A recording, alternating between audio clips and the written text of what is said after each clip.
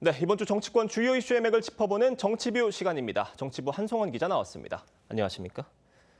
한 기자, 올해 마지막 정치뷰 시간입니다. 한 해 동안 여야 대치 전국이 이어져 왔는데 새해엔 좀 달라질 수 있을까요? 아직은 쉽지 않아 보입니다. 지금 국회에서는 통일교 특검과 2차 특검을 놓고 대치 이어가고 있습니다. 오늘 다시 여야가 만나서 재협상을 시도할 예정인데요. 예. 그런데 아직까지는 특검 추천 방식이나 수사 방식을 두고 이견이 큰 상황이라서 내일 본회의에서 통일교 특검 본회의 처리 아직까지는 불투명한 상황입니다. 그리고 내일은 김병기 원내대표가 지금 각종 의혹을 받고 있지 않습니까? 어떤 식으로든 입장을 밝힐 텐데 어떤 입장이냐에 따라서 좀 전국 분수령이 될 전망입니다. 예. 그리고 이제 국민의힘 상황도 보겠습니다. 국민의힘 장동혁 대표 지금 외연 확장을 하고 있는데 오늘부터 1박 2일 동안 호남 일정을 방문한다고 합니다. 그리고 금요일에는 이명박 전 대통령과 회동이 있습니다. 마지막으로 아까 이제 리포트에서도 봤는데 단신으로 봤지만 이재명 대통령 오늘부터 청와대에 출근합니다.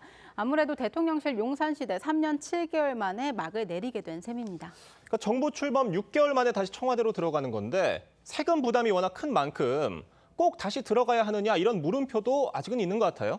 예, 맞습니다. 이재명 정부는 취임 후에 지난 8월부터 청와대 시민 관람을 일시 중단하면서 복귀 준비에 들어갔습니다.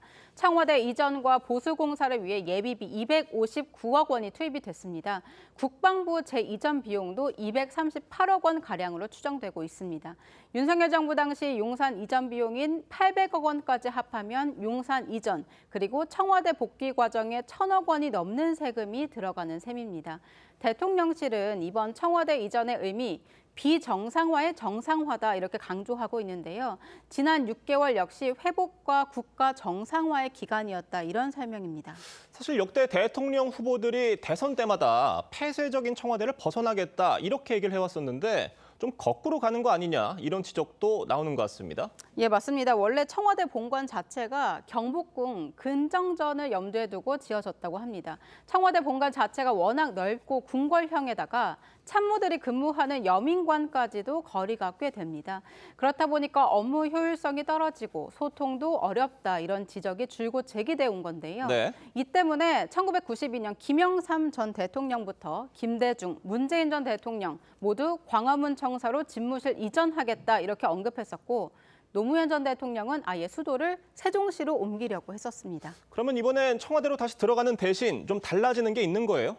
대통령실은 비판을 의식한 듯이 이번엔 구조부터 다르다 이렇게 설명하고 있습니다. 예. 청와대 구조를 좀 준비해 봤는데요. 지금 청와대 본관 그리고 여민관 지금 얼핏 보기에도 꽤 멀어 보이지 않습니까? 도보로 10분 넘게 걸린다고 합니다.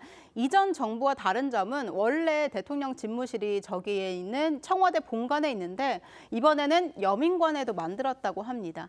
3층에 대통령 집무실이 있고 2층에는 3실장실, 1층에 수석들이 근무하는 구조입니다. 오늘 대통령 여민관으로 출근한다고 하는데요. 결국 대통령과 실장들 같은 건물에서 근무하게 되는 셈입니다. 저희가 지난번에 한미정상회담에서 백악관을 가봤더니 정말 대통령하고 지근거리에 다들 참모들이 붙어 있는데 그런 시스템과 비슷하게 물론 지금 용산 대통령실 대통령과 비서실장이 같은 건물뿐 아니라 아예 같은 층을 쓰고 있는 만큼 물리적 차이는 분명히 있습니다. 다만 윤석열 정부 때와 비교해 봐도 결국 중요한 건 건물 구조보다는 대통령의 소통 의지와 태도다 이런 지적이 나오고 있는데요. 참모들은 이 대통령이 직접 국민과 소통을 즐기는 스타일인 만큼 고립성이 큰 청와대라는 공간에서도 여론과 동떨어지진 않을 거다 이렇게 평가하고 있습니다. 네, 다시 시작되는 청와대 시대 자세히 짚어봤고요. 국민의힘 상황도 좀 살펴보겠습니다. 어제 장동혁 대표가 기자 간담회를 했는데 당장 구체적인 변화나 새 신안이 나온 건 없는 것 같아요. 예, 어제 장동혁 대표 변화 그리고 이제 외연 확장보다는 자강이 우선이다. 자강론을 재확인했습니다. 내년 1월 초에 구상해온 쇄신안 한꺼번에 내놓겠다 이런 전략인데요. 정강 정책이나 당명 변경, 파격적인 인재 영입까지 모두 검토하고 있습니다. 어쨌거나 지방선거가 아직 6개월도 남지 않은 만큼 장한석 연대, 장동혁, 한동훈, 이준석 뭐 범보수 연대론도 나왔었는데 여기에 대해서도 어제는 선을 긋는 모습이었어요. 네, 장 대표는 조건을 걸었습니다. 외연 확장 역시 시너지가 전제돼야 한다고 했습니다. 시너지 효과를 낼 수 있는 방식의 외연 확장이어야 된다고 생각합니다. 1+1이 2도 되지 않거나 1+1이 2에 머문다면 그것은 외연 확장이 아닐 것입니다. 여전히 당원 게시판 논란 등 한동훈 전 대표와의 문제, 그리고 지방선거 공천 룰 같은 풀어야 할 숙제 남아있는 상황인데요. 다만 국민의힘 관계자 자신 있게 이렇게 말했습니다. 장동혁 대표가 지방선거 승리를 위해서는 특정 인사를 배제하는 방식으로 당을 끌고 가진 않을 거다. 이렇게 설명을 했습니다. 네, 한 기자 잘 들었습니다.